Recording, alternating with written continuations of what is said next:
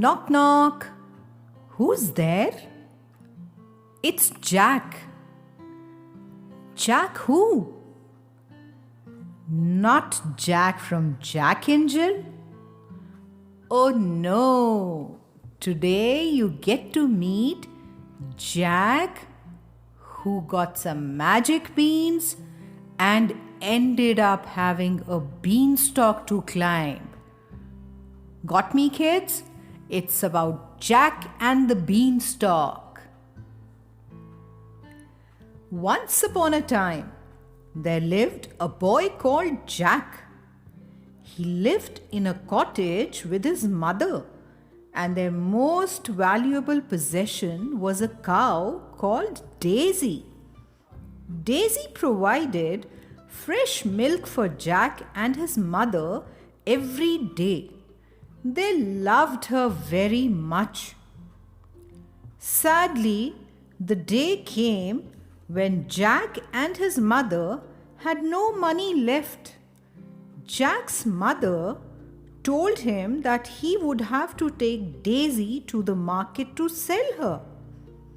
Jack was heartbroken, but he knew that they had no choice. He set off to the market with Daisy, feeling very sorrowful. On the way to the market, Jack met a man. The man had a large curly mustache and was wearing a sparkly yellow cloak. He stared with interest at Daisy and then said, "What a fine cow you have there, Jack." "How do you know my name?" asked Jack, confused. "I know a lot of things," chuckled the mysterious man. "For example, I know that these beans that I hold in my hand have magical powers. I will give you these incredible beans in exchange for your cow," suggested the man. "When you plant them, they will grow right up to the sky within just a few hours." "Oh no," replied Jack. "Daisy is all my mother and I have, and I must get a good price for her at the market today." "With these beans, you will never have to worry about money again," said the man persuasively.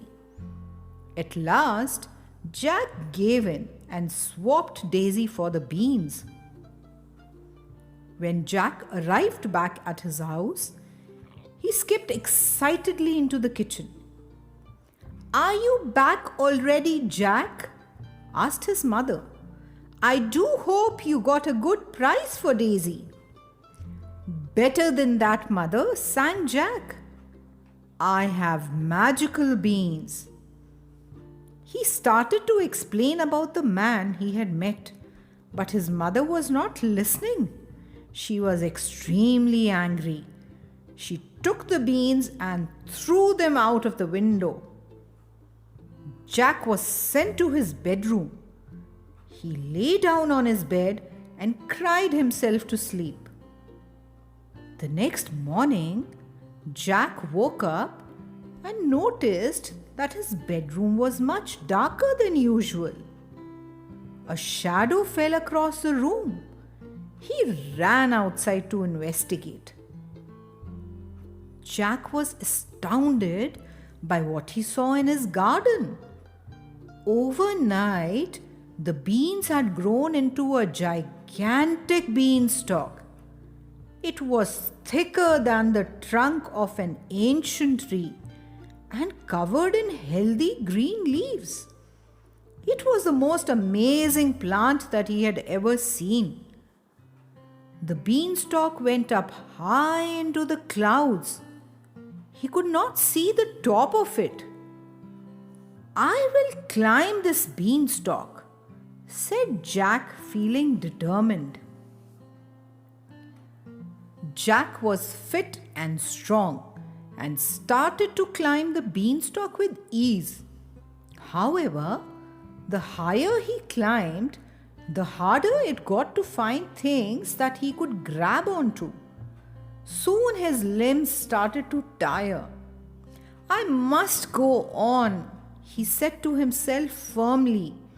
He grasped the beanstalk and climbed higher up into the clouds.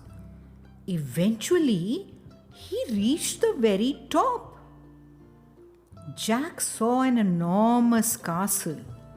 As he stepped closer, he realized that even the door was far bigger than any he had ever seen before. It had been left slightly ajar, and Jack was able to sneak inside. Jack stared in amazement. All of the furniture was huge. The chairs and tables towered above him like skyscrapers. There was a bowl of water on the floor for a cat or a dog to drink from, but it was so big that Jack could have bathed in it. Suddenly, the floor beneath Jack's feet began to shake, and Jack heard a loud rumbling noise. His heart was beating loudly in his chest as he scurried quickly inside a cupboard to hide. A colossal giant marched into the room. Jack peered nervously through a hole in the cupboard door. The giant's face was covered by a bushy brown beard. He had rosy cheeks and there was not one single hair on the top of his head. Fee, fi, fo, fum. I smell the blood of an Englishman, bellowed the giant menacingly. Jack shivered with fear. The terrifying giant sat down at the table. On the table was a hen and a golden harp. The glittering harp caught Jack's eye, and although he was petrified, he watched with fascination. Lay, said the giant, and the hen laid an egg. The egg was made of solid gold. Jack was mesmerized by the bright shining egg as he watched through the hole in the cupboard door. Sing, said the giant, and the harp sang. A beautiful calming song came out of the harp, and it seemed to cast a sort of spell over the giant because he soon fell asleep. When Jack was certain that the giant was fully asleep, he crept out from his hiding place and skillfully climbed up the table leg and onto the table top. He grabbed the hen and the harp and made a daring leap down to the ground. The hen nestled happily under Jack's arm, but the harp was alarmed to be grabbed by a stranger. As Jack headed towards the door, the harp cried, "Help, master!" The harp's shouting woke up the snoozing giant. He jumped up from his chair and spotted Jack. Fee, fi, fo, fum. I smell the blood of an Englishman, he roared. The giant started to chase Jack. Jack didn't stop to look behind. He ran with all his might. The giant got closer and closer. The giant's strides were vast, so he was able to catch up with Jack quickly. Jack reached the beanstalk and started to climb back down. He was breathing very quickly and his heart was racing. It was not easy climbing down the beanstalk while holding on to a hen and a harp. The beanstalk shook. Jack looked upwards. The giant had got on to the beanstalk and was climbing down after him. When Jack reached the bottom of the beanstalk, he stumbled onto the ground, utterly exhausted. "Help!" he shouted at the top of his voice. He knew that the giant wasn't far behind him. Jack's mother came rushing towards the beanstalk with an axe in her hands. Without hesitation, she sprinted to the base of the beanstalk and began chopping at it frantically. The beanstalk began to wobble, and a loud cry came from above them. The giant fell and crashed to the ground. He was never seen again. Jack hugged his mother.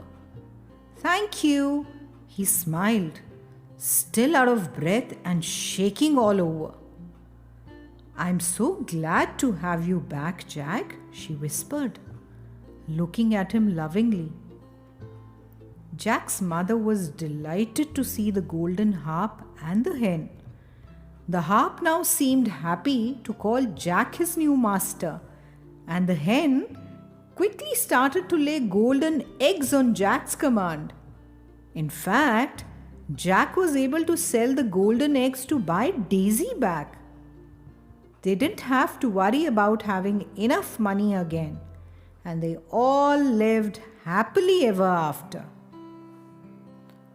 What a brave little boy Jack was, isn't it, sweet peas? And what adventure those magic beans brought into his life. Every time I read this story, I feel I'm with Jack climbing that beanstalk. Wow, think about it. Till we meet again with another exciting story, be good and take care.